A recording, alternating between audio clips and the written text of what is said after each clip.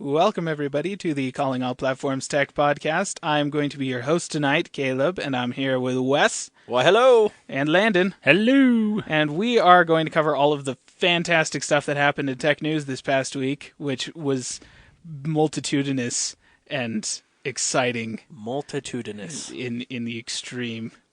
I can make up big words, too. I'm pretty sure that is actually a word. Multitudinous. Just to be clear. In what, the Urban Dictionary? No. Come on.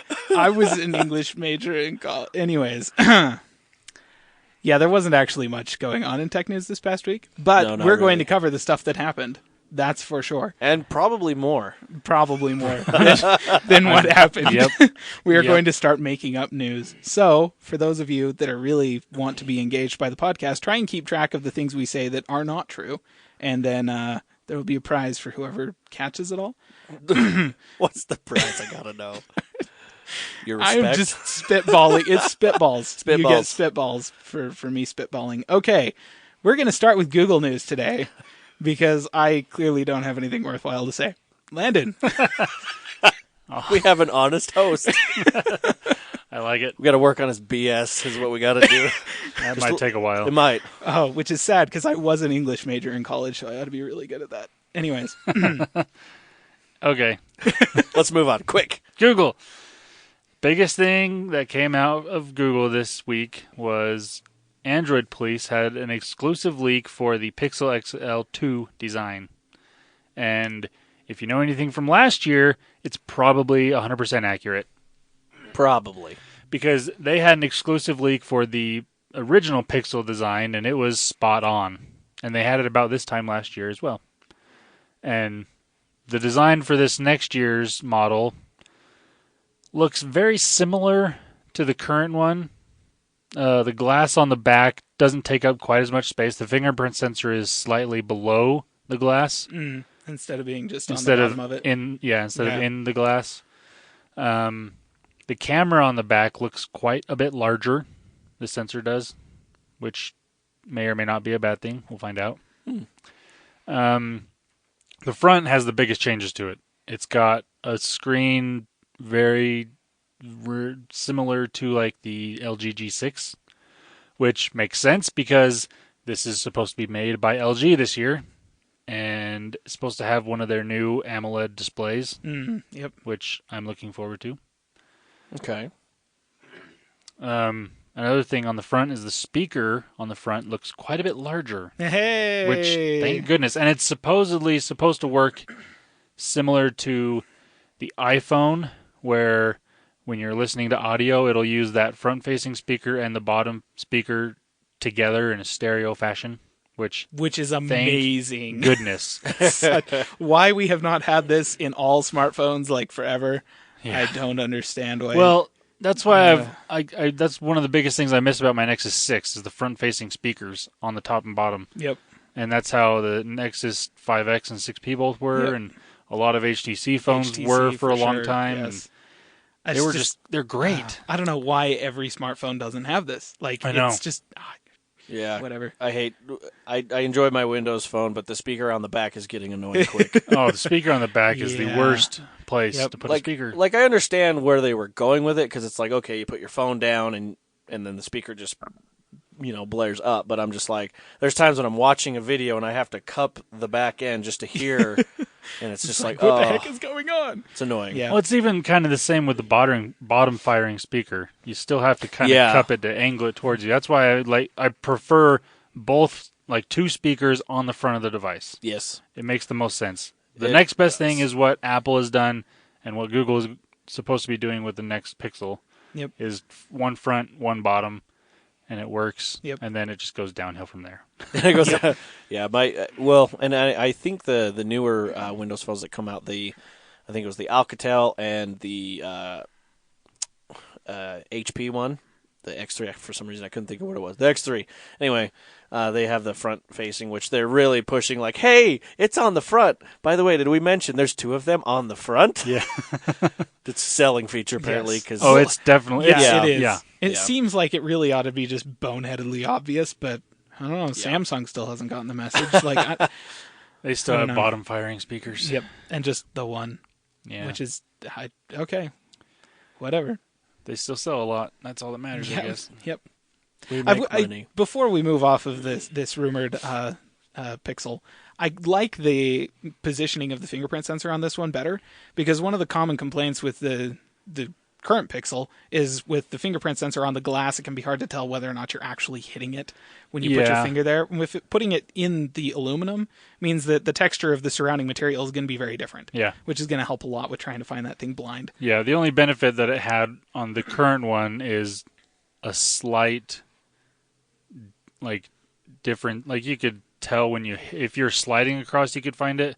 But if you just put your finger back there, you may or may not be hitting it and you don't know. Yeah. Until the phone just turns on. So I have a question for you. Now, this is me coming, obviously, from Windows, and sometimes there's just not features on Windows phones. Sometimes. Yeah. I mean, vaguely. Anywho, let's pass that. No, the question I have is, can you actually, with the fingerprint sensor, turn that into another function while it's on? For example... Oh, I guess he's doing it now. He's showing me, yes. On the Pixel devices, yes, you can... Like I just showed you, you can swipe down the notification shade. That is cool. I guess what I was thinking, the idea I thought I had was, say you were trying to get a picture of something, say, in a engine, and you're like, hey, I don't know a lot about cars, but I have a father that does, and you're trying to reach your hand in there, and you can just go, doot, and get a picture that way instead of... I just wondering if you could set that to something else, you know what I mean? As of now, I don't think any devices have that capability. Well... have the ability to change it. I'm sure the functionality would be there if it was added. Yeah. Right. But no company has that. And the reason I could see a workaround for that is the volume buttons work as a shutter button. Yeah. I'm just wondering if that would, sometimes if you're not, I know this is once in a million type thing, but if you could somehow do that or whatever. Or you go and buy an LG G4 or G3 that has the buttons on the back. Mm. Oh, okay. Which I've heard a lot of praise for. Everyone that has one of those phones loves the buttons on the back. Yeah. Cool. I've actually got an LG that has that button arrangement with the wake up button in the middle of the volume rocker on the back, and it seems like a really logical position for the buttons. Actually, it's one of those things where the only downside is you can't really access them if it's laying flat on the table. Right. Yeah. And that's also the downside of the fingerprint sensor on the back. Yeah. Okay. Yeah. But other than that, the positioning on all these things is great. Okay, just when you're wondering. Holding the phone. Just a fun little thought I had. I mean, it's just little things, and it's one of those things on the Pixel device, it's not automatically turned on by default. You have to go in and turn it on. That is kind of cool. Just thought some people would like to know if they get a Pixel, you can use the fingerprint sensor as something else. So if you swipe, it'll do that. Yeah, and I do believe it also works on the 5X and 6P. Okay. I'm not 100% positive, but I think it does. Because it's the same fingerprint sensor on that phone, on those phones. Is there any other features that they're talking about to add to that, or is that just kind of... Well, I don't know about that. There is another feature that's supposed to be coming to the Pixel XL2, though. Oh? And it's similar to what HTC has done with the U11. You can squeeze it, and it does stuff. Oh, yes, that's right. The squeeze. That's awesome. Now, this is just a rumor, but again, it's coming from Android Police and from the same source as the design leaks, so it's probably pretty accurate. That's cool. From the reviews I saw on the U11, it can be usable and handy, but only if it's set up correctly. Right. Because on that one at least you can change how hard you press the phone or squeeze the phone for it to do certain things. So if you had it set up lightly, you could very easily accidentally do whatever it's set up to do. Gotcha. But if you have it set up too hard, then it may not work at all. Then you have to break your phone. Basically. Smash it. Oh, it turned on. Oh, don't. No, I just wanted the camera. Yeah. Okay. So that's one feature that's supposedly coming that I don't necessarily care about, but I haven't ever used it. It may be super handy, I guess. Actually, I don't know. I've got to say, if you could map that squeeze functionality to whenever you squeezed it really hard, it made a noise like the screen cracking. That would be fantastic. I actually... So one of the functions is that you can map it to open Google Assistant. And they were talking about it on a different podcast, and they were saying how they really want it once you squeeze it, instead of just like opening up Assistant, it says, "Ow, how can I help you?" Because that would be awesome. Yes, it would. That would be fantastic. Really cool. Oh, Easter eggs. We gotta love them. That would be fantastic. Well, you know what? If they could also make it so that when you drop your phone, it says "ow." Yeah. Like, make these humanizing touches. Turn our phones into don't robots. let it say "ow." That's what I say want. "dough." Dough. Either way, it needs to happen. Just a Homer Simpson. Dough. Any developer out there listening, make this happen. And Please, if you give me think an app that makes it work. Well, and if you think about it, you'll sell more phones that way because they'll be breaking. Dough. This is fun. Watch, Dad. Dough. Oh, crap. Now buy me a new phone. Yeah, buy me a new phone. I don't like that idea. Me either. Make it a non-breakable phone. It has to have rubber casings on it. Dough. Yeah. Comes with an OtterBox. Yeah. Jeez. All right, Anyways, anyway. that's all for the Pixel XL design. I'm kind of excited. Again, it's going to be a few more months. It's not supposed to come out until October. But something to look forward to. Now, if you're someone that has buckets and buckets and buckets of money, or yes. or a money bin, You ring. like Scrooge McDuck, You can give some of that to me. I'm taking donations. you now have to come down to normal people's level and buy a normal smartphone, because the company known as Vertu is no longer going to be making phones. Aww. And if you don't have buckets and buckets of money and you've never heard of this company, you're a normal person. This I am company completely normal because this is new to me. This company has made phones that cost in the thousands of dollar range, like anywhere up to like $5,000 to $6,000 for a phone. And it's funny because like the specs aren't amazing by any means. It's like higher mid-range like specs. Yeah. But the thing is, like, it's usually made out of like titanium and inlaid with gold or random crap like that. You know, just ridiculous amounts of design. I don't even think they looked very good. Like, No. at all. Gaudy. Wow. Gaudy Yeah. is the word you use to describe these things. So that they're no longer going to be making phones, which is fine with me because, again, really expensive and pretty ugly. But if you are still in the market for a ridiculously ugly phone that costs thousands of dollars, you can still get a modified iPhone from Feld and Volk. So that's, if you want a carbon fiber bodied phone with rubies inset into a skull on the back. That's an option. That's an option. You can totally do Wow. that. My mind is blown right now. Good luck reselling that phone. Yes, Yeah. exactly. In fact, there. Proof. That's amazing. It's right on the front page of their Holy website. cow. What's the website again? It's just feldvolk.com. There you go. If you want to take a look at this and Yeah, they're spend lots of money of your hard-earned cash on absurd. that. In fact, actually, do they even have the iPhone 7? Maybe they've stopped. I don't know.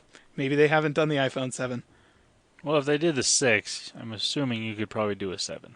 Well, they did a 6S. They have a whole bunch of 6S. I'm sure if you paid them enough. What they're showing off. That's Yeah. true. They would probably do this They do for it. anything. Yes. Carbon fiber. This one has Although that would be jade. really cool has on a an jade Xbox. back on it. Good grief. I think that would be really cool on an Xbox to do something like with your favorite game and then change it up. I don't know. That would be cool. That'd be really expensive. That would be really, Yes. yes.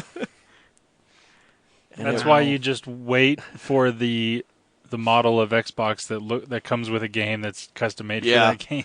Hey, that did look pretty cool, that Gears of War one. Mm. That was actually I did really see cool. that I remember the Star Wars one that came out with the 360. Yes. One of my friends bought that, R2-D2. and it was awesome because when you opened it, it would make noise, and closed it would make different R2. noise. Yeah. And they even had the C-3PO controller. It was a gold. That's controller. awesome. My buddy, he had the Gears of War 360 one, and what would happen is you turn it on, and I think it was a shotgun blast, like a Nasher blast. But what would happen is sometimes randomly it would just turn on in the middle of the night, and all of a sudden you just hear bang, and he's just like, what? Because normally you'd hit the button and it would just do a doodle-doo, and it'd turn on. Yeah, it's like on, yeah. but no, that was like bang.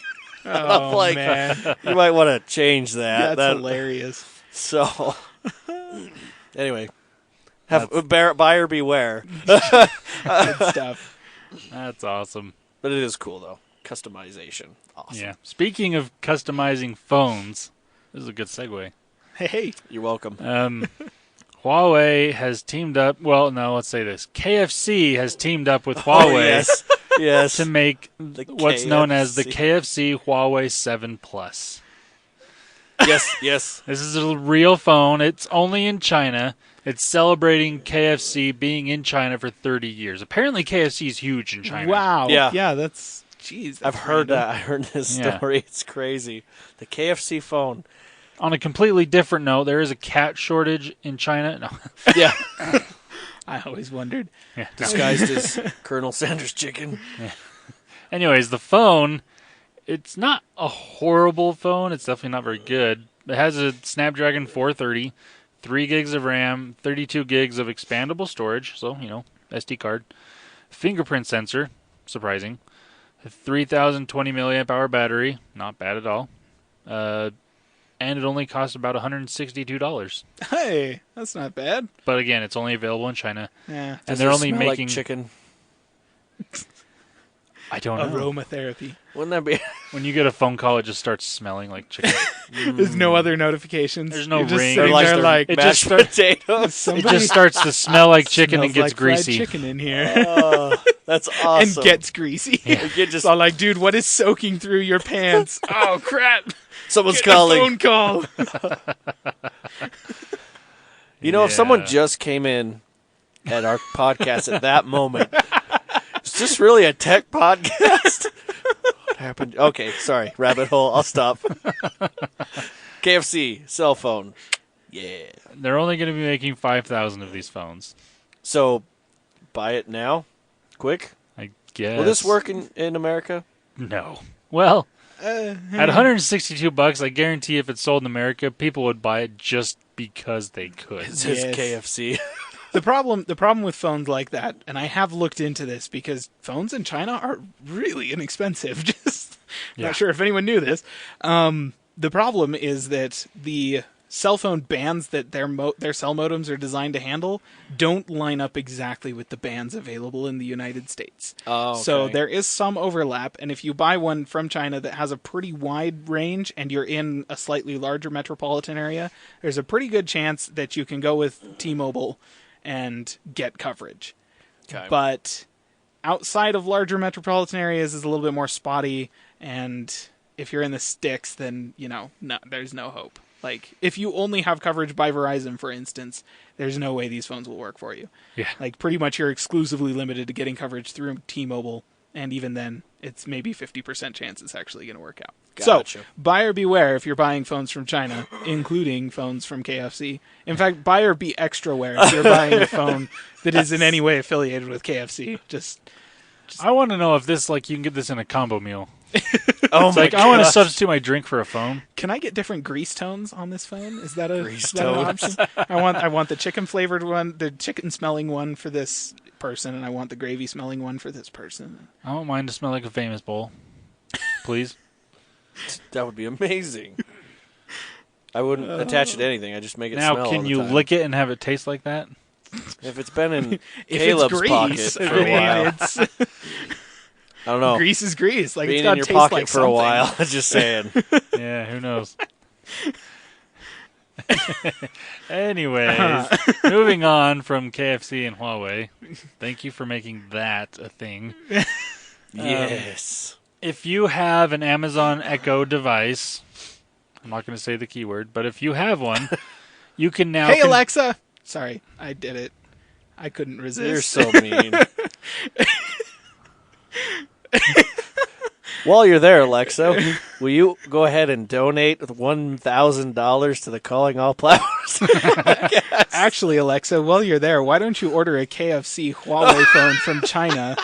They're relatively inexpensive, and I hear they smell great.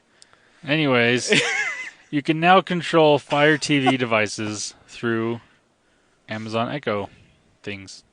Sweet. Which is something that should have been there earlier Probably, yeah. especially considering the Google Home has been able to control Chromecast devices from the beginning. And it just makes sense. Yeah. Especially if you don't want to put out the money for an Echo Show, you can, potentially use Fire TV to display what you are looking for. I don't know exactly the functionality. I would assume it probably does similar to what the Chromecast does for Google Home. Yeah, yeah. Which is basically what the Echo Show does on its own, which I've heard is doing really well and people love, which is weird. Yeah, I've heard a lot of people loving it. So, but that's a new functionality for all you Echo owners, which there's a lot of. It's a very popular device, especially after Prime Day with like $20 Echo Dots. Yeah. Should have bought one or 5, but I didn't. I've heard those are pretty cool too.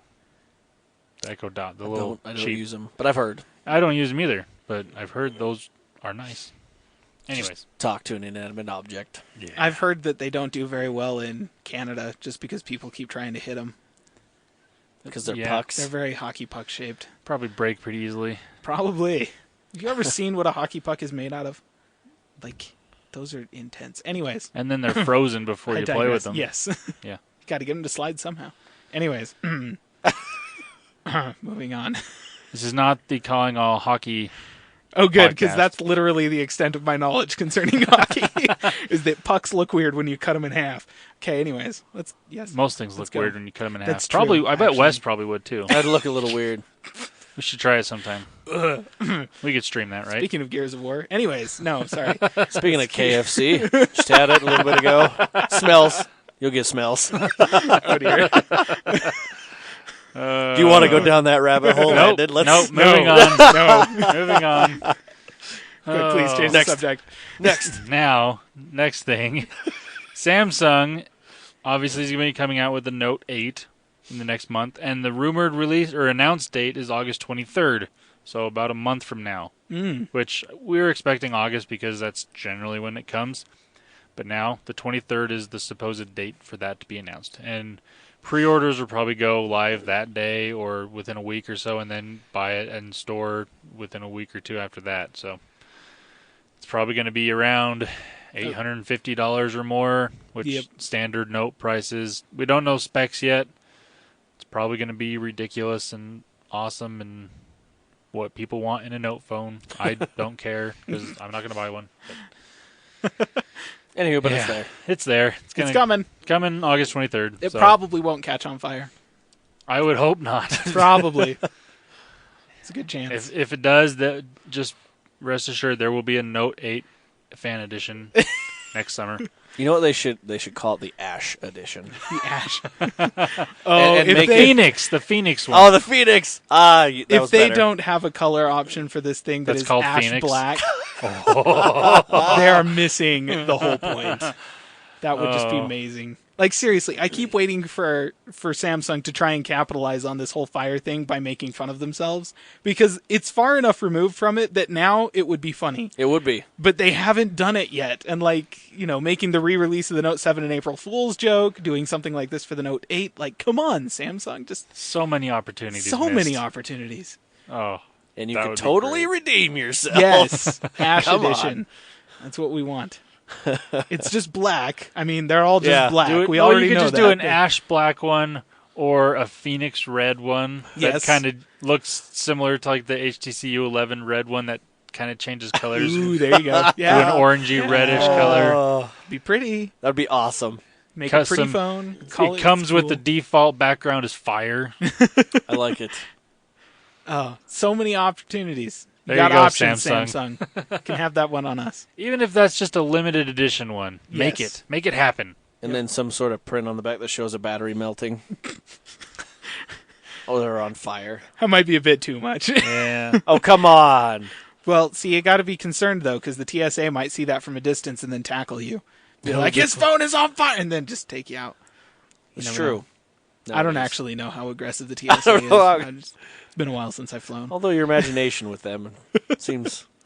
Whatever. Do you have bad nightmares about the TSA? Because that was pretty far out there. Tackle that guy! I've never had bad experiences with TSA or seen anything crazy, except when I flew home this past vacation. This girl, I don't know if she'd never flown before or not, because she kept her headphones in her pocket as she went through the metal detector, which is a no-no. You want to empty your pockets. Yep. And so she had to go back through, and then they had to check her bag for something that I don't know what was in there. I left before I could find out what they were looking for, but that was kind of funny. Yeah. And she was just like, what am I doing? And it was funny. Anyways. Poor girl. I was felt actually kinda bad, selected for a random screening by the TSA one time. But the guy who It's was... that beard. Yeah, it must be. Yeah. I totally didn't have a beard at the time, though, actually, so no, wasn't the beard. Oh. But anyways, he's all like, okay, we talked to you, and they had a guy searching through my carry-on. Well, this guy was patting me down. And the whole time, because I was wearing an FC Barcelona hat at the time, and so he was talking to me about the Barcelona game the night before. And I was like, this is really weird, because it's a nice conversation, and yet I'm being searched at the same time. You're going to take me to dinner? Or... is this what's happening? Take me to dinner in the next game, and we'll call it even. Yeah. Hey. Those are expensive games. I'd take it. That's why I would call it even. Yep. Yeah.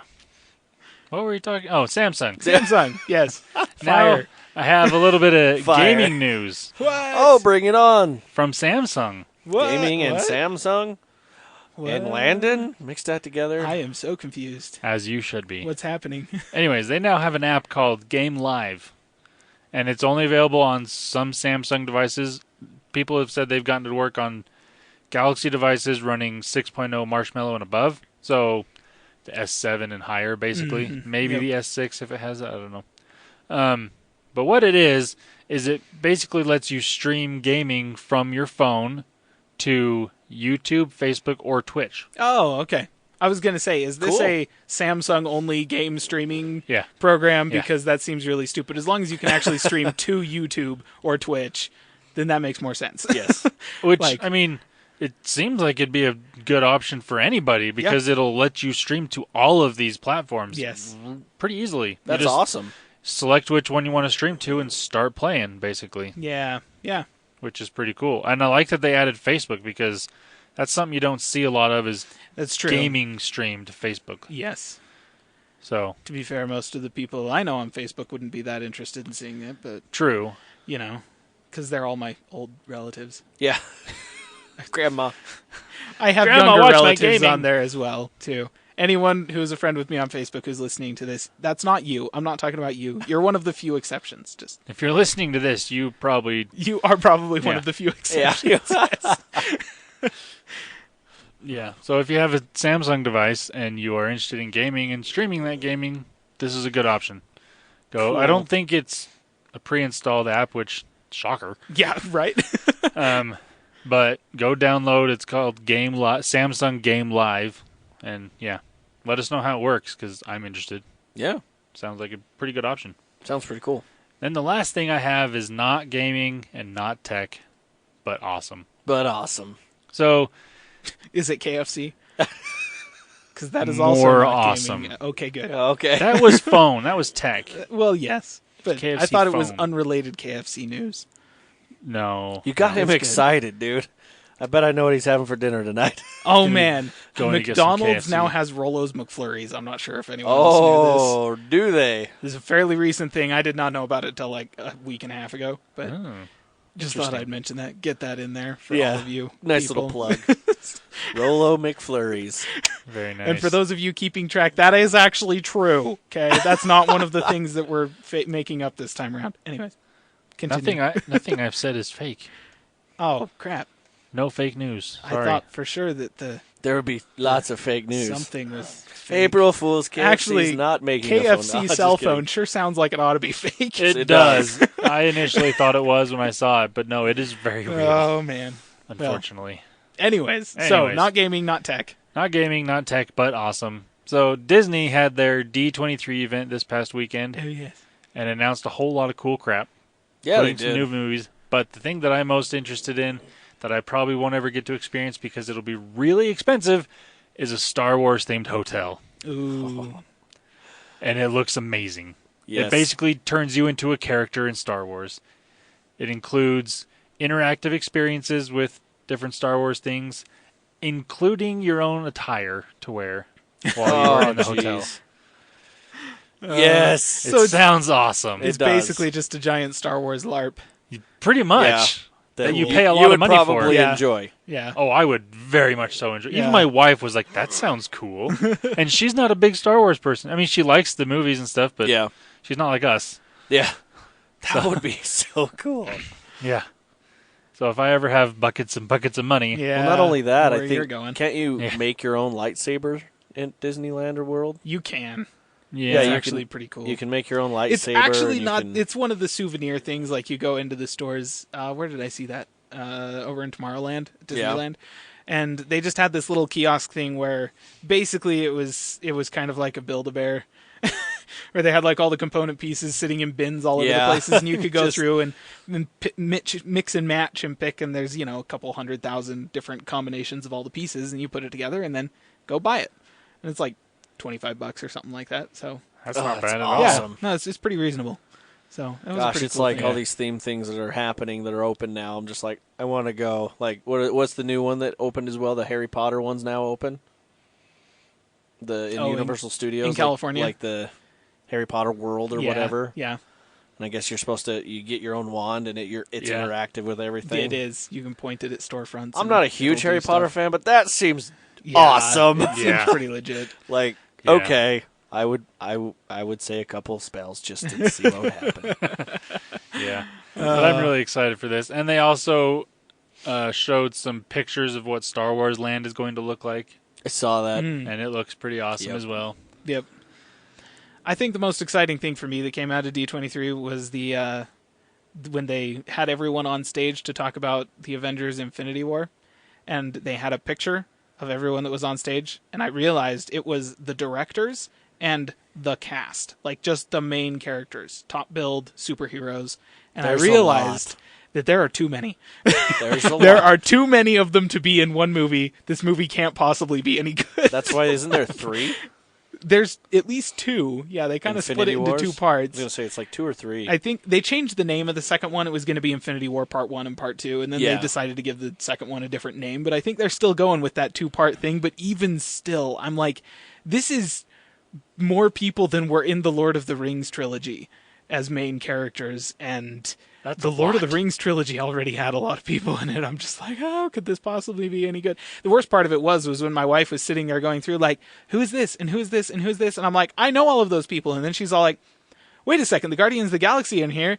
Why is Drax the only one that's here? Where's the rest of them? Because the rest of the Guardians of the Galaxy weren't actually on stage there. And I was like, oh crap. So that means that this isn't even the entire cast. And I was like, oh my gosh. So that was a great moment for me as a massive MCU fan. Just to That is cool. basically, I can now start managing my expectations for what this next movie is going to be like. And if it turns out to be amazing, then that's awesome. I will be really happy about it. But as of right now, I'm kind of expecting it to suck. So I don't know. Thor Ragnarok looks amazing. that one looks looks fantastic. I'm just saying it's. But like you could probably, there's less than 10 main characters in that movie.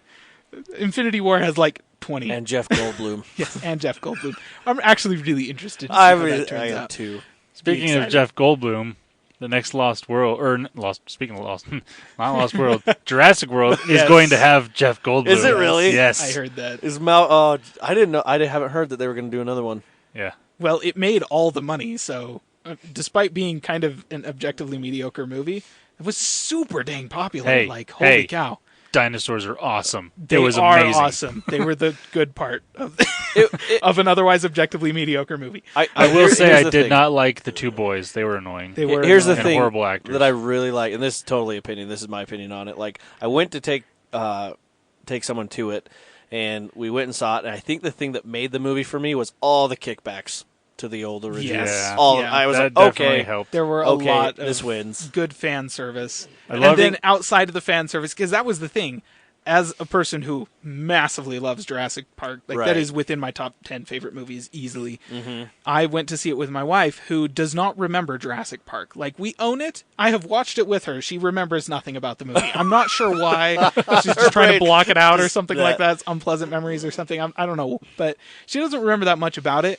I came out of Jurassic World going, man, that was a lot of fun, because the Jeeps in the old Welcome Center, the T-Rex roar right at the very end, stuff like that. Yeah. I was just like, oh, heck yeah, this is amazing. Good fan service. And then my wife came out of it, and she's all like, that was dumb. And I was like, what was dumb about it? She's all like, I didn't know what was going on. I didn't like any of the characters. Nothing that they did made any sense, and yada yada. She started pointing out all these plot holes to me. I'm like, stop analyzing my childhood. Stop it. Well, I think that's what the actual story to. We're going on a movie podcast now. Yes.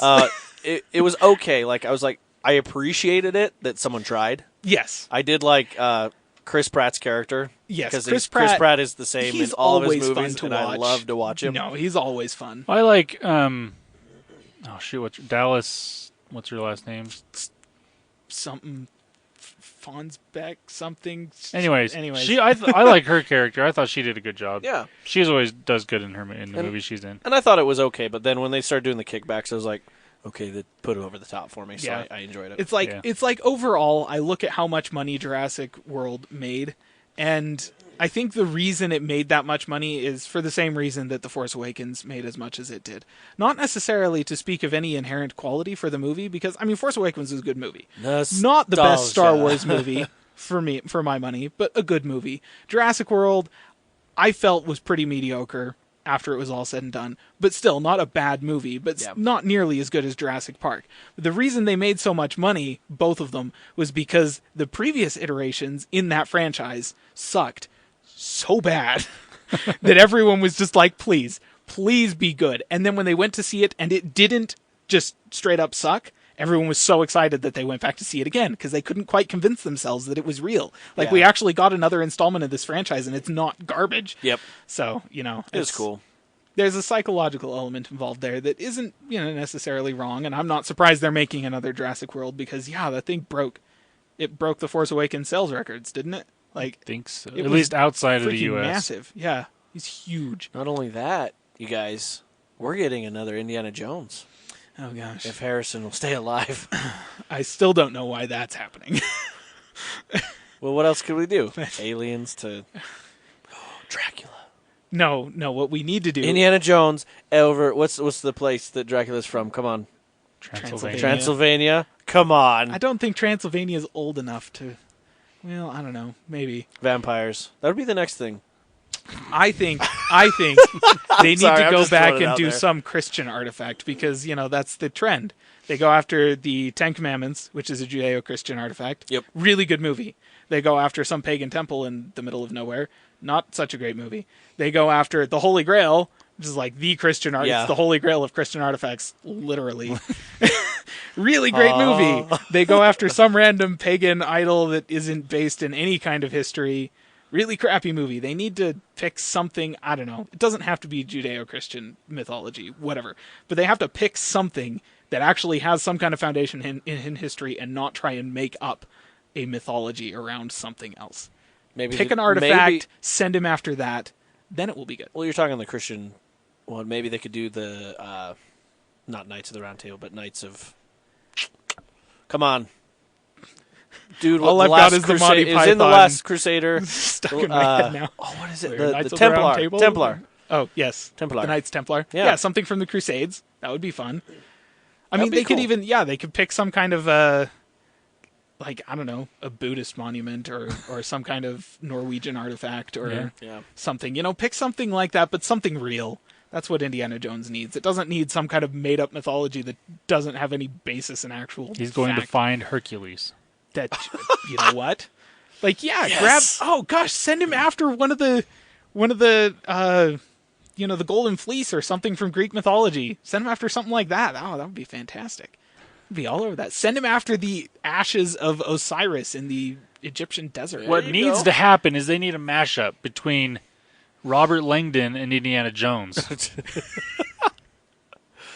I like this idea. Write the script. Let's send it in. Here we go. Now, for those of you who don't know who Robert Langdon is, he's the main character of Da Vinci Code, Angels and Demons.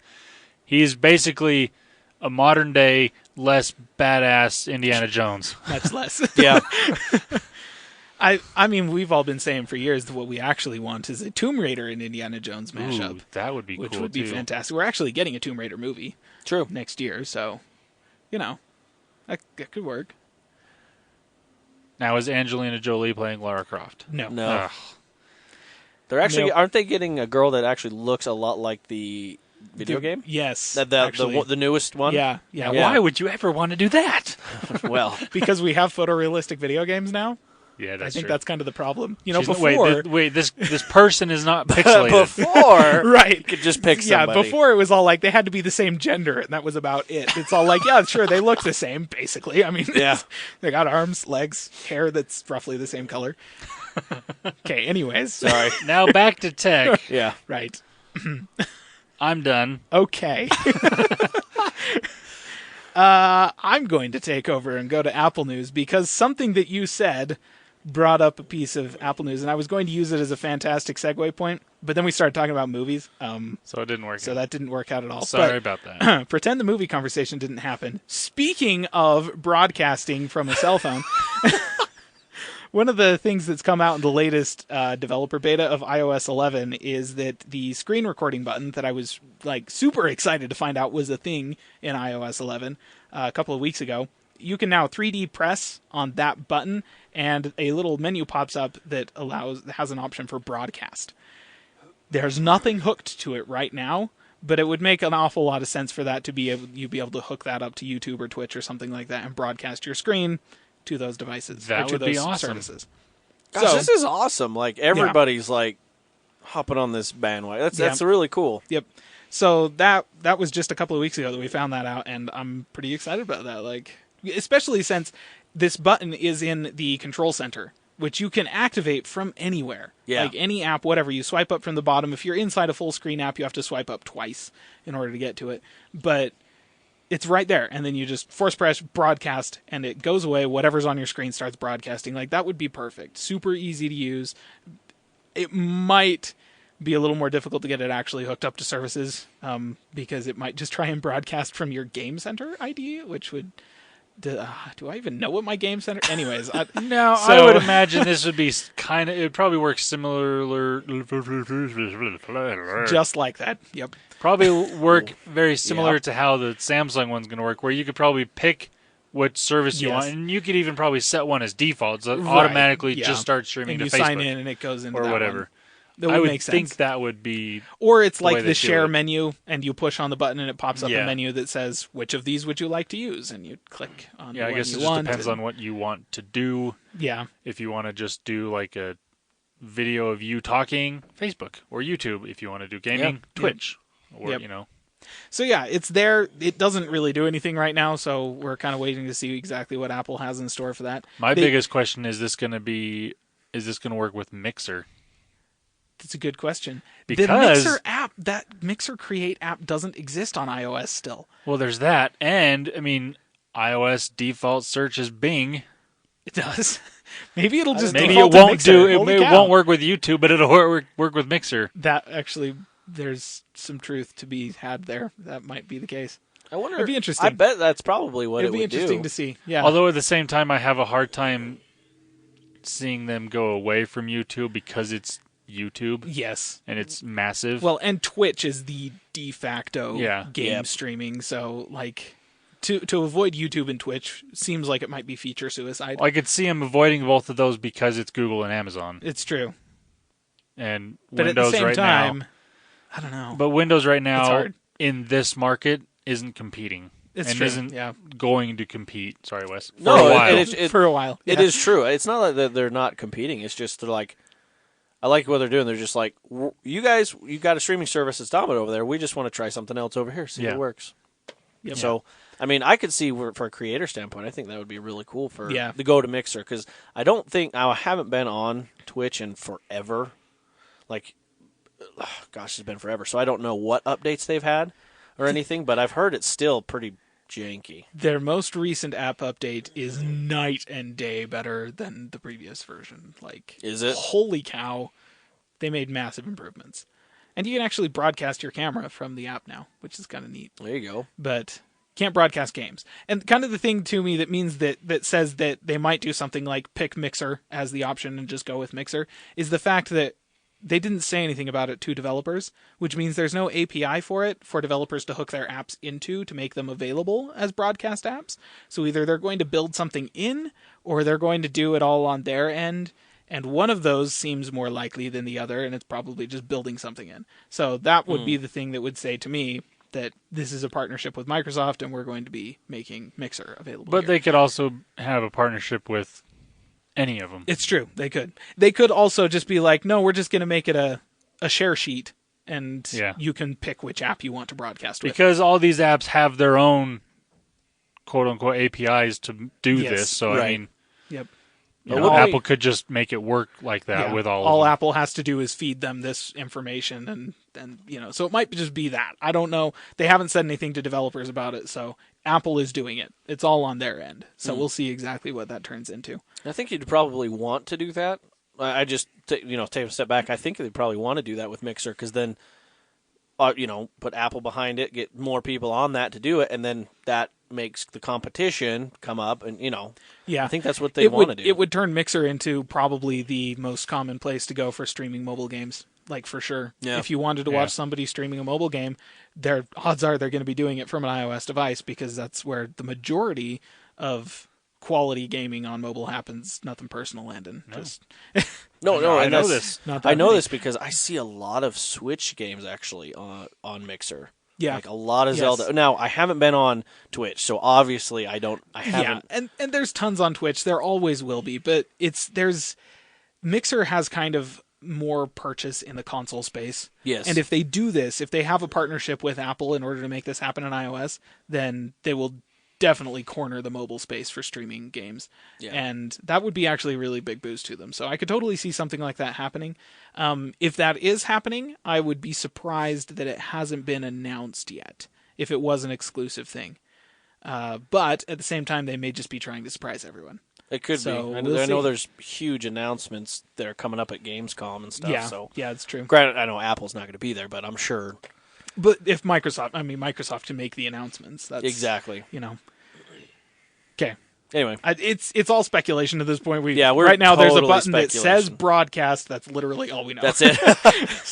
So another thing that has come out of recent iOS 11 updates, the Files app that they're adding to iOS, that's going to allow you to be able to see all the files that are saved on your device, is being updated so that you're actually going to be able to use it to access files that are on a Mac server as well.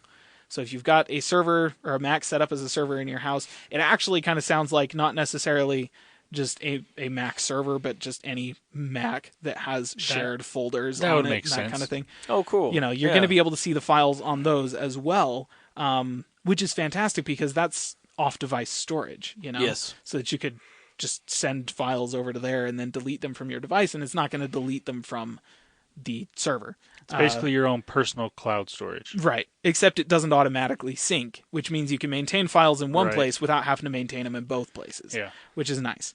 So yeah, that's both of those things. There's a couple of other things. We're going to start discovering more and more just little things about iOS 11 as the developer updates come out, because Apple obviously didn't cover everything that was in it. Yeah, that's surprising, but we only had 2.5 hours. Holy crap, was it really 2.5 hours? And it still felt short. Okay. Also from Apple, this week they started up their yearly promotion for back-to-school shopping, which used to be like money in the iTunes store and maybe a free iPod or whatever. Now it's has been Beats headphones for the past couple of years. So if you buy a MacBook Pro, regular MacBook, an iMac, or an iPad Pro, you are going to be able to get a free pair of Beats headphones with them. Depending on the price of the device you buy, you're going to be getting more expensive Beats headphones. So if you buy an iPad Pro, you're going to be getting the cheaper ones, the Beats X, I believe, which are actually the ones I would go for, personally. They're the earbuds that are wireless that have the W1 chip in them that are supposed to be like AirPods. They're basically the Beats version of AirPods. Yeah, except with longer battery life and a wire between the two of them. So those are the ones that I would rather have. It kind of makes me wish that I would have waited like 2 weeks to buy my iPad Pro. Oh, which I still didn't bring with me. Hey. This look Landon is giving me right now. Did you notice what I put in the show notes last week? Yes, actually I did. It's probably going to be worse this week. Okay. Sorry. Although I can't say much because, well, no, this isn't Wes's fault because he hasn't brought the Switch yet, but he hasn't got the Switch yet. This is true. I haven't. That's not his fault. I have an iPad Pro, and I have definitely been using it, so yeah, that's my bad.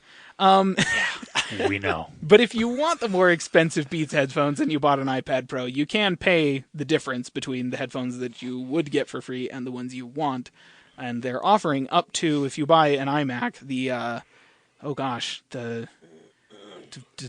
big over-ear, like super fancy noise-canceling wireless ones. The Pro ones? Sure, yeah. Those are the all aluminum fancy Yeah. That are like $500 ones? Yeah, yep. So, if you're a student looking for a Mac and you're buying from Apple, just make sure that you get your student pricing and make sure you get your free headphones. Now, if it were me, I would go for the Pros, mostly for the fact of, like, if I were a student, because then when I'm on campus and I have those giant headphones on, everyone will avoid me and not talk to me, and I'm fine with that. That's kind of the point of Beats headphones as far as I'm concerned. Stay away. I don't want to talk to you. If you do talk to me, I'm not gonna acknowledge. I'm not listening to you. Kind of explains all of Dr. Dre in the 90s. Kind of does. So he brought that to his headphones. Yep. Interesting. All makes sense now. Epiphany. Okay, so that's basically it for Apple news. Not a whole lot happened with Apple. There was some coverage in response to Apple because a lot of people wanted to talk about how awesome it was that Apple's PC sales this year, last year quarter to this quarter, have remained stagnant. Have not grown, have not shrunk. They grew like 0.2% or something, like a very tiny amount that may as well be rounding error. Well, the rest of the PC market actually was declining by like more than 6% or something like that. Oh. And I looked at that and I was all like, okay, this is actually extremely expected news, so nothing really new. But then I did realize that I am totally contributing to the declining PC market because I just bought an iPad Pro and then decided I was not buying another computer. So good for me. I am on the side of that statistic that I never thought I would be on, which is amazing. Not sure when that happened, but it did. 2 weeks ago. I guess 2 weeks ago. I think it must have happened before then. I just didn't realize it until I actually had the iPad Pro, and I was like, "Oh, actually, that's did weird." Yep. But whatever. I'm a number now. Okay. Gaming news. Which number? The bad one, I guess. Depending on whether or not you think the PC era or the post-PC quote-unquote era is better. Yeah, we'll see. Yeah. Too early to tell. So a couple of things I wanted to mention regarding games. Last week, if you were listening to the podcast, you may have remembered Wes telling me in response to the Castlevania Netflix series to download Castlevania Symphony of the Night and play it. And I downloaded it because I was able to find myself a good old PlayStation ROM that was hosted somewhere on a kind of sketchy website. Adblock is your friend. Okay. Anyways, downloaded that and got it installed with my emulator and started playing. And a couple of things I want to say about this. The first is, shockingly, if you want to emulate old games, I'm pretty sure that Mac OS is the best place to do that. Like 99% positive. Why do you say that? Because, and let me summarize, there are two kinds of people who want to play video games, like old classic video games. Uh-huh. People who remember them, but have not really kept up on anything affiliated with the technology and didn't know anything about the technology at the time.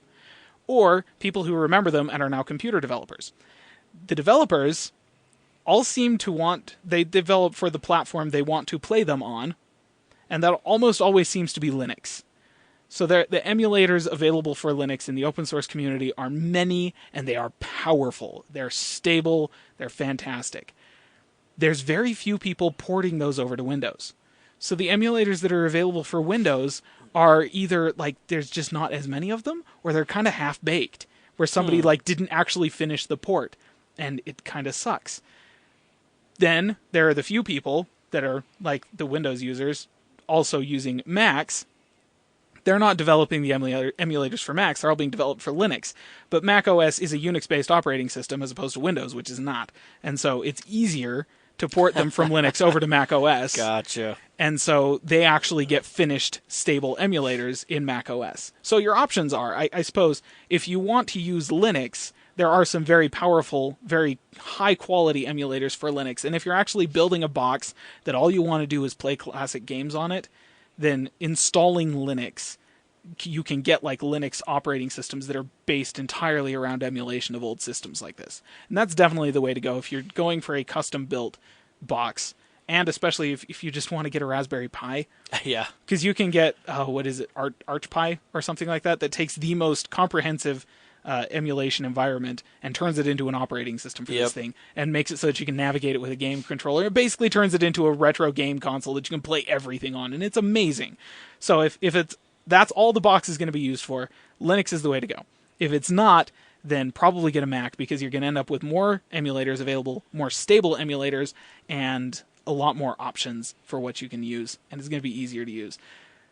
That's, it really comes down to the fact that Mac OS has OpenEMU as a project available. Windows does not. Nobody has ported it over there for it yet. It started out on Linux. It's been ported to Mac. It's amazing. It's simple. Has every emulator built in, and you can play pretty much anything. There's been kind of haphazard versions for Windows that just haven't really come through. Stable. And nobody's finished the work. Nobody's stabilized it. And so they're too busy playing games. Exactly.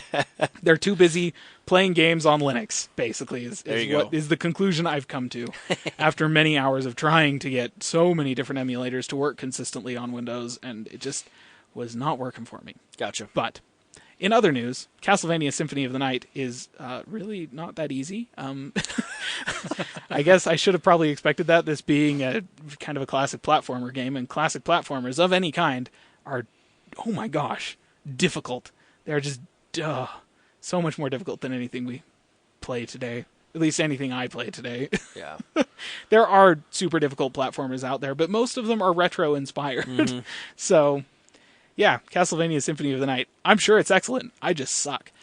That music, I'm going to keep trying, though. That's one of those games. You know those games that as soon as you hear like 2 or 3 notes in of one song, I know exactly what it is, and your nostalgia bone just hits, and you're like, that game.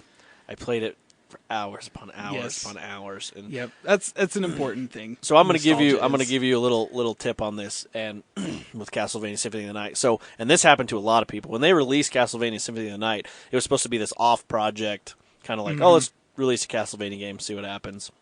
So they gave it RPG elements. They did a bunch of stuff to help. Well, what would happen is people would get to the point where Dracula, you're supposed to fight where Dracula is. It's actually one of the Belmonts. Mm. And so you kill the Belmont, the game's over. A lot of people didn't realize that if you grab certain items, you could actually... Belmont is basically being taken over by somebody, and you get him untaken over, and another castle comes out, and there's like another 100% of the game that you go through to go defeat Dracula. And so it was a huge thing that happened that people had no idea. They're like... Because that game was short. Yeah, it was it wasn't short. It was a good, nice, long game. You're like, oh, that was fun. That's cool. This is what happened. And then no idea. People are like, oh, by the way, there's the secret ending, but it adds a whole other 100% of the game. Jeez. Here you go. Basically, there's the castle, and then one comes from the clouds. They call it the Chaos Castles. Yeah. Basically the castle upside down. Right.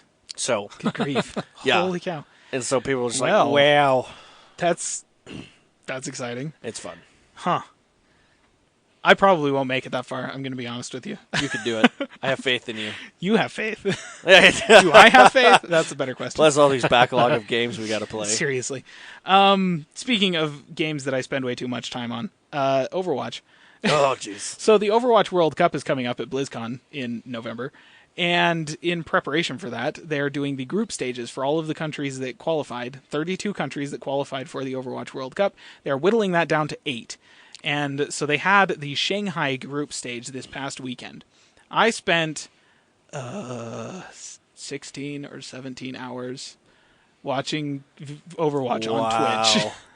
Skipping around as much as possible because fortunately I was watching the video on demand afterwards, not the live version because it was recorded in the middle of the night.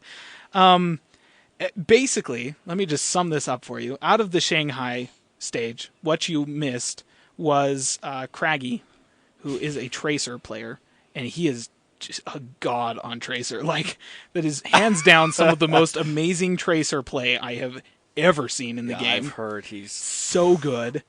He didn't actually make it. He was not on one of the winning teams. Oh, the two geez. teams that from the Shanghai stage that are going on to BlizzCon are France and China. So, actually not surprising, because the French national team is basically Team Rogue, which is a professional esports team, and they're very dominant in the European and North American circuit for Overwatch right now. Wow. So they're all French, and so the committee that was selecting teammates for the French national team were just like, hey, we've got this really good professional team that is all French, so we picked them. French national team right there. Like, their job was really easy. Yeah. They come with their own coaches and everything. This is perfect. And then the Chinese national team, like the China Overwatch scene, has gotten really big.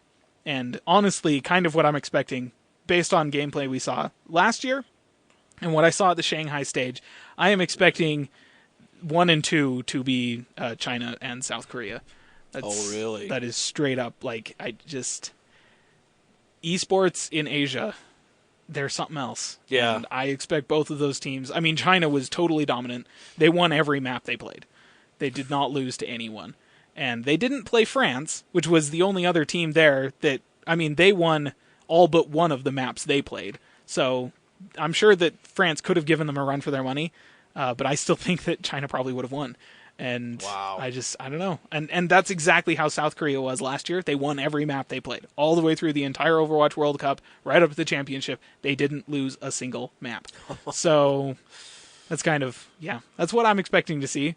The next weekend is the Australia stage, I believe, which doesn't actually have as many teams that I care about in it, so I may not actually watch the whole thing for that. But I'll bring you your update for that next week as well. So that's it for me. Wes, take it away. How do I follow that? Just kidding. Like talk this. about literally anything. Yeah, talk anything. Well, I guess there is a couple things. I mean, when I start dropping pro Overwatch player names, you know that it's been a slow news week, and you can really just like talk about movies, whatever. It's not a hard act to follow. We've been talking about pretty much anything as it is. So we had a chicken phone. So speaking of chicken phones, nope, that's a horrible segue. Microsoft issues another major update to Outlook for Android and iOS. So if you use Outlook, here you go. Here's a couple new features. I've heard that the UI is like 100 times better at least on Android. Yeah, it sounds like I've never used it. I haven't either.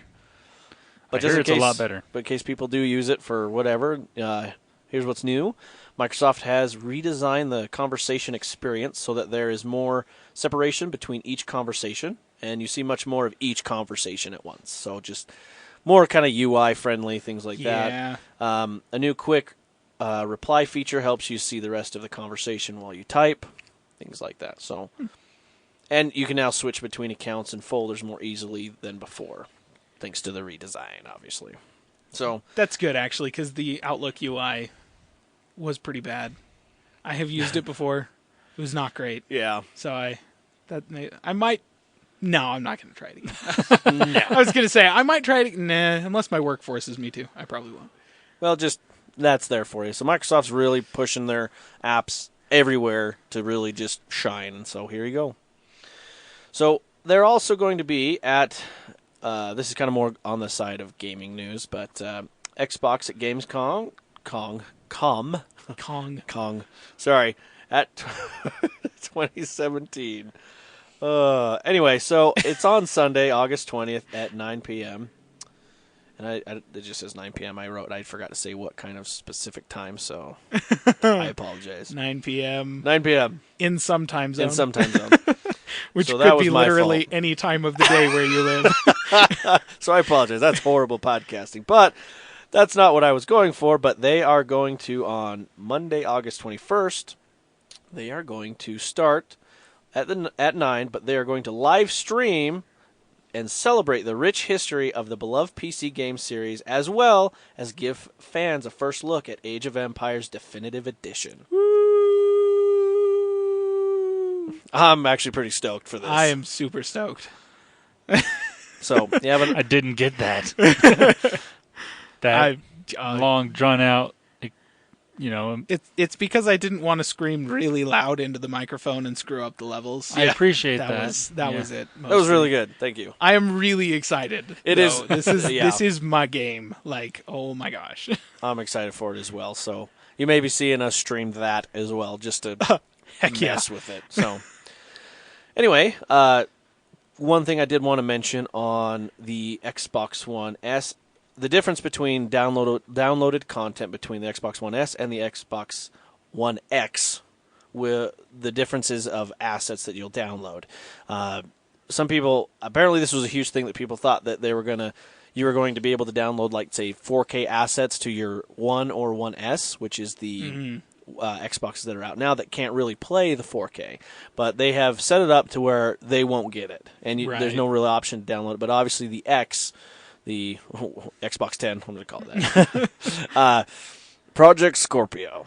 Anyway, it will be able to download those as well. You can download either or. So if you don't have a 4K TV, you can download the 1080p version if you want. It's not just you've got the Halo version that's already 90 some gigs. Right. Now you got to download the 4K and you add another 30. Yeah, so that's actually really good. Like, so that you don't have to waste hard drive space on stuff that you're not going to be able to use. Yeah. Well, not just that. People, I mean, it's a lot of things to download. So whether you have a data cap, whether you have slow speeds, everything factors into it. Yep. So you'd be able to just be able to do that. Yeah, so people that already have games installed on a hard drive already, you can just plug it in and go.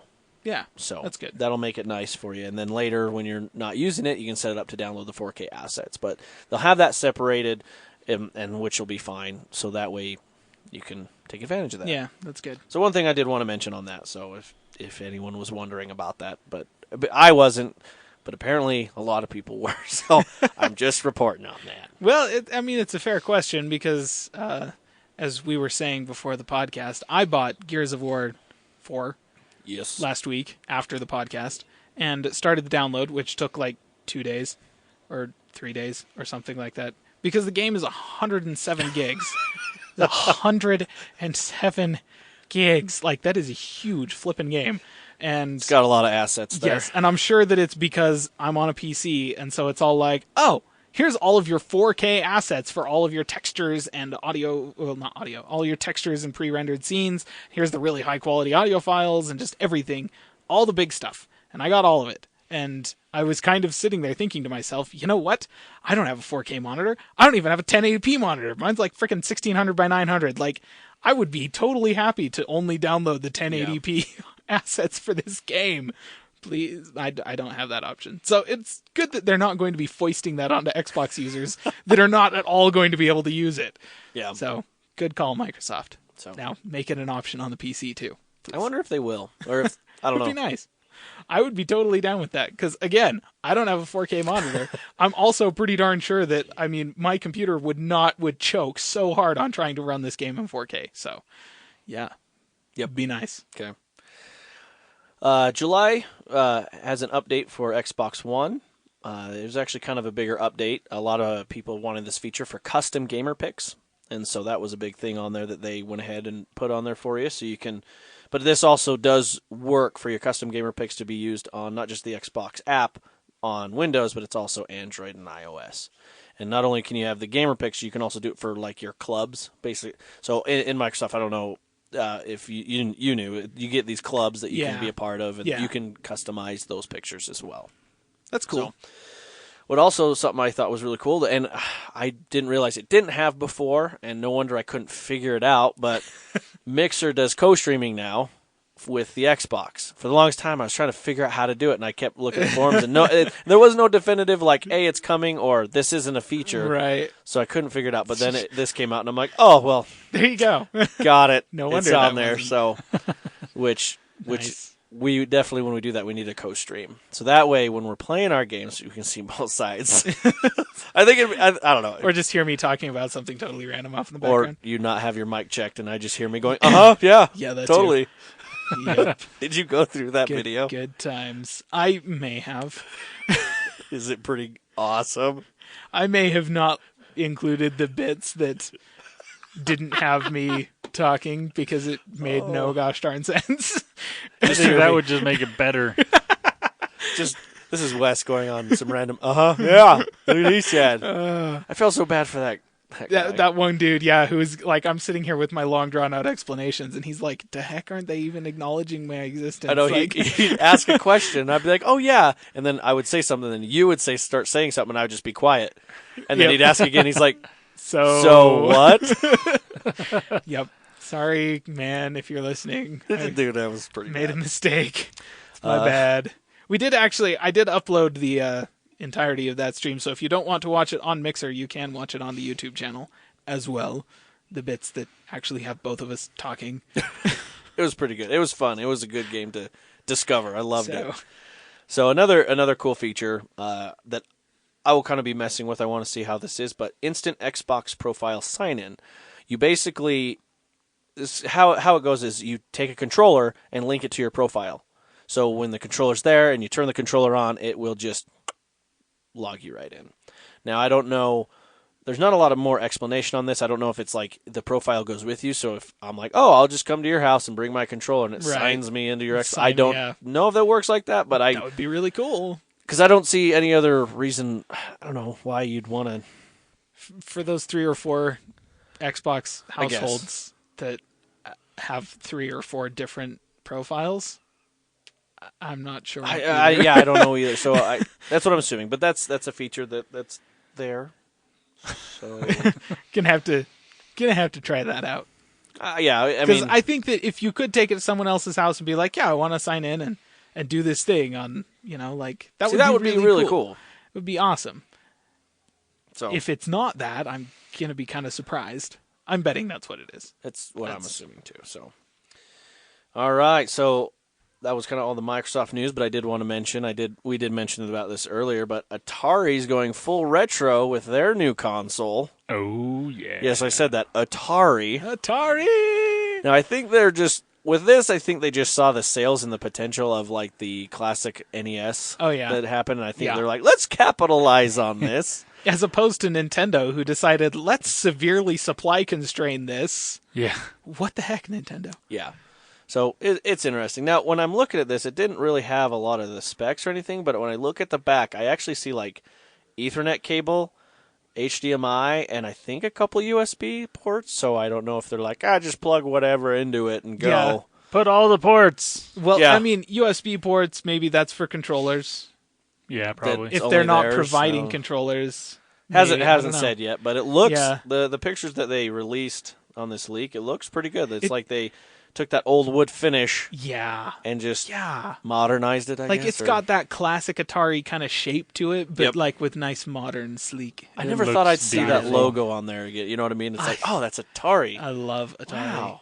Yes, many of my early gaming memories were formed by Atari desktop systems, and that's a wonderful place. So I will be watching this thing with great interest. That's awesome. So, my early gaming was either NES or DOS. Good old DOS. Oh, man. I remember if I wanted to play a game, I had to exit out of normal Windows and go to DOS and type in the game, and then it would pop up. And oh, yay. Good times. Yay. Oh, man. That was fun.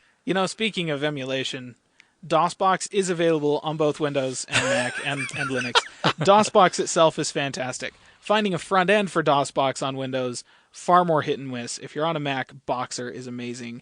There are good ones for Windows. They can be kind of difficult to set up. So find a tutorial online, make sure you follow it. But if you want to play old DOS games, DOSBox works really darn well. In fact, even if you just want to run like super old PC programs, like really old versions of Word and stuff like Paint. that. If you want to do that for some reason, that's an option. DOSBox works really well. So thought I'd get that in there. There you go. Retro gaming. Yay. Speaking of retro gaming, Uh-oh. This isn't retro, but it's gaming. Let's hear it. And it's kind of retro. That's one of those two words. It is Super Mario Run. Oh, yeah. I finally finished Yes. collecting all of the pink, purple, and black coins on Super Mario Run. We got to see that. Yes. We're very proud of you. I have to admit, some of the black coins I had to look up YouTube videos, not to find where they were, just to see the best way to get them. How to get them, yes. Because some of them were not easy. No. And even some of them I knew what I needed to do, but I would try and it just wouldn't work. And then I'd watch the videos like, oh, That's how. duh. Yeah. and then and then I'd get it within like 2 or 3 tries. Oh. But they were not easy, I will say.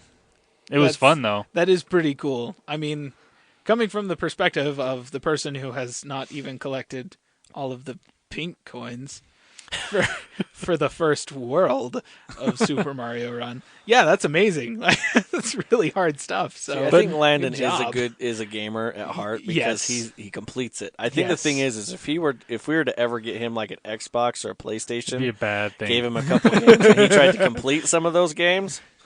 Yeah. Here's Tomb Raider. That can be. We'll see in 3 years. Yeah.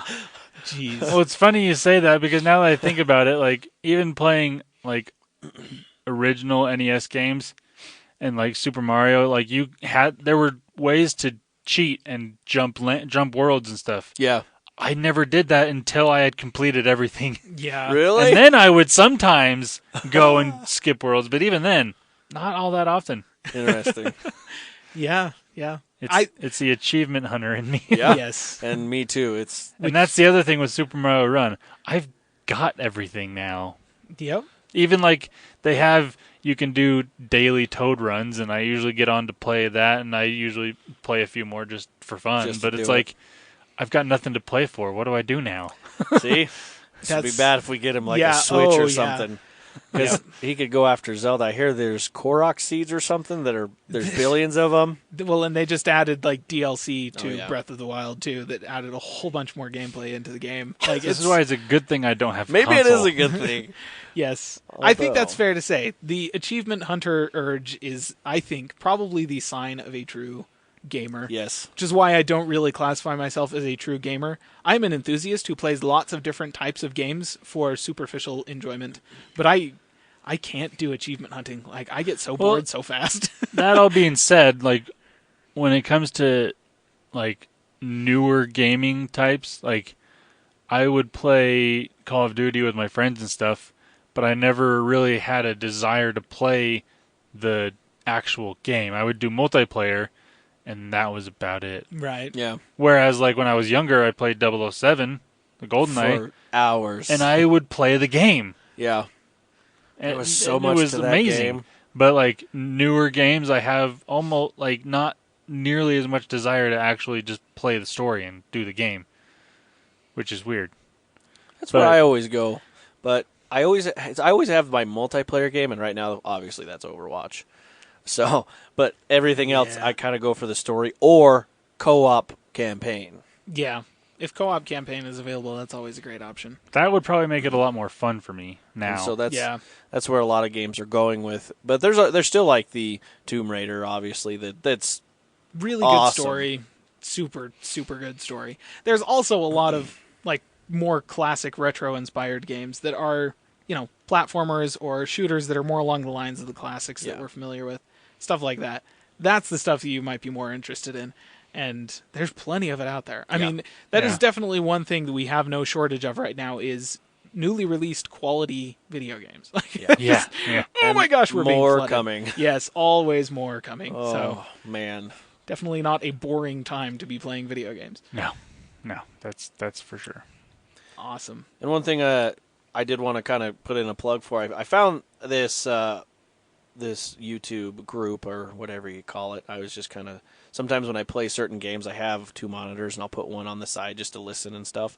I found this just by YouTube rabbit hole, and it's called The Leaderboard. It's the group called The Leaderboard, and they do, their big videos they do is called 107 Facts on something. Right. And so they do 107 facts on Overwatch or 107 facts on Friday the 13th, a new game that just came out. And they'll go through and do a bunch of these on games. And some of them are kind of stupid. It's like, well, yeah, okay, duh. But there's actually a lot that, that they explain of why this and that and why the change or why this. And it was actually pretty cool. And I just kind of did a plug that I was like, if you ever just want to learn something more about the game, or like I learned a bunch about the Friday the 13th game. He had a couple they only had like 15 like little Easter eggs. They're like, hey, because of this happened, or this is why, and so it was really fun. But they had 107 facts on Overwatch, and I was like, that was kind of cool. I didn't know a lot of that. Yeah, like what happened or why or what's changed, and like a lot of obviously they talked about Titan. and then what they brought from Titan over, and little things. But it was actually kind of cool. But it's called the leaderboard, and they've got right. I haven't gone through all of them, but they've got everything. They got like Zelda, and I think that's the one I'm in the middle of that actually went through the Breath of the Wild, Zelda Breath of the Wild. Yeah. They're like 107 facts, and they just went through and was like, oh, this is what they were gonna do, but they didn't, and this is what Miyamoto said, or this and this, and so it was really cool. So it's just fun little facts. I mean, they're like 9-minute videos. They just go through it and explain why, and it was really fun. Just kind of fun facts on video games or something like that. So Cool. I was like, Yeah, I've been running out of things on YouTube to sink my time into. So That's definitely something I don't have a problem with. But no, it was really cool. I was like, that's cool, because I've been on such a kick of like history of game developers and history of this, like id or Bethesda and all these, and how they've grown or died, like Interplay and people in the industry, and Interplay. going through everything. And I was like, really? I didn't know, that Blizzard's first name was Silicon Synapses. It sounds something like that. Yeah. But they made a lot of games through Interplay, which Lost Vikings was one of them. Yeah. And Well, so that was the first one they sold as Blizzard, though, wasn't it? No, that was Silicon It was? Synapses. Oh, Or okay, that might not be it. I know it's maintained the Silicon rights something. to it. But yeah, is they the still only had the thing rights. But they that's did. interesting. They did Battle Chest. The original Morheim and them. They did Battle Chest for them. They did all these ports. The original Lord of the Rings port. Like all these different things. I'm Interesting. like, really? They did that? And Okay. then it just grows on Right. there. So Right. That's cool. pretty cool stuff. So I just want to plug that if you're interested in learn a little more history on that or facts or something. Landon could learn a little something there. There you go. I don't learn things. I don't learn things. I play Super Mario Run. Yes. Anyway, but that's All right. all I had. I know it's just slow tech, but It's all it good. happens. Okay. There's a lot coming soon. Oh, yes. Oh, So- yes. New phones, July new is- games, new Yes. stuff. July is a slow month. This is not surprising. Yeah. All right. I did actually want to mention, so next Monday, Next Monday. is the 24th of July, which is a holiday around these parts. We hadn't actually discussed this, but This is true. are we recording the podcast next week? Is everyone going to be in town? I guess is the question I'm really asking. In celebration of the holiday, we probably won't be doing a podcast because I know that I have plans for that. There we go. Wes has plans. So So we will not be doing a podcast next week. We're going to be trying to be more regular about game streams because that's Yes. something that we want to do. So we will be posting on probably the Facebook page with more details about that when those are coming up. If you have any feedback and you would like to get a hold of us, you can do so on the website in comments at callingallplatforms.com. You can do it by emailing us at podcast@callingallplatforms.com. You can get a hold of us on Facebook at www.facebook.com/callingallplatforms. You can also do it on Twitter at CapTechPod. And those are all the ways you can do it. I was so ready to have another one there, but there isn't. So Google Plus. that was pretty bummer. good. Though. Oh, we have a Google Plus profile? Yeah. Oh, we have a Google Plus profile. Yeah, I didn't know that was even For all three people that are using Google Plus. There you go. You can find us on Google Plus. Yeah. Search for Calling All Platforms. We're there. We are totally there. Awesome. Okay. Well, thank you for joining us this week, and we're going to go ahead and sign off. See you later. See ya. Thanks, everyone. Bye.